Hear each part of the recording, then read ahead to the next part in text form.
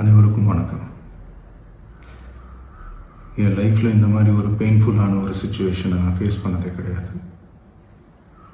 மனசு முழுக்க வலி வலி மட்டும்தான். இந்த சுற்றுப்பயணத்தில் என்னென்ன மக்கள் பார்க்க வராங்க, அதுக்கு ஒரே ஒரு காரணம் தான், அவங்க என் மேலே வச்சிருக்கிற அன்பும் பாசம். அந்த அன்புக்கும் பாசத்துக்கும் நான் எப்பவும் கடமைப்பட்டிருக்கிறேன்.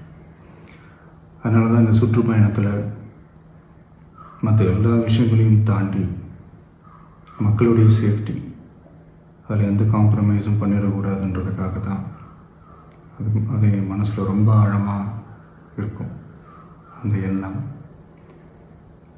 அதனால தான் இந்த அரசியல் காரணங்கள் எல்லாத்தையும் தவிர்த்துட்டு ஒதுக்கி வச்சுட்டு மக்களுடைய சேஃப்டி மட்டும் மைண்டில் வச்சுக்கிட்டு அதுக்கான இடங்களை சூஸ் பண்ணுறது, அதுக்கான இடங்களை பார்த்து பர்மிஷன் கேட்குறது, போலீஸ் டிபார்ட்மெண்ட்டில் அதை ரிக்வெஸ்ட் பண்ணி கேட்போம். ஆனால் நடக்கக்கூடாதது நடந்துருச்சு. ஆனால் மனுஷன் தானே. அந்த நேரத்தில் அத்தனை பேர் பாதிக்கப்பட்டு இருக்கும்போது எப்படி அந்த ஊரை விட்டுட்டு என்னால் கிளம்பி வர முடியும்? நான் திரும்ப அங்கே போகணும்னு இருந்துச்சுன்னா அதை ஒரு காரணம் காட்டி அங்கே வேறு சில பதட்டமான சுச்சுவேஷன்ஸ், வேறு சில அசம்பாவிதங்கள், அந்த மாதிரி எதுவும் நடந்துடக்கூடாதுன்றதுக்காக தான் நான் அவாய்ட் பண்ணேன்.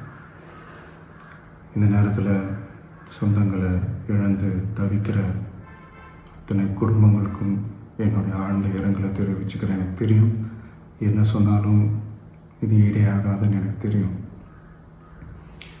ஹாஸ்பிட்டலில் ட்ரீட் பண்ணிகிட்ருக்கிற எல்லாருமே சீக்கிரமாக க்யூர் ஆகி வரணுன்றது இந்த நேரத்தில் நான் வேண்டிக்கிறேன். கூடிய சீக்கிரமே உங்கள் எல்லாரையும் நான் சந்திக்கிறேன்.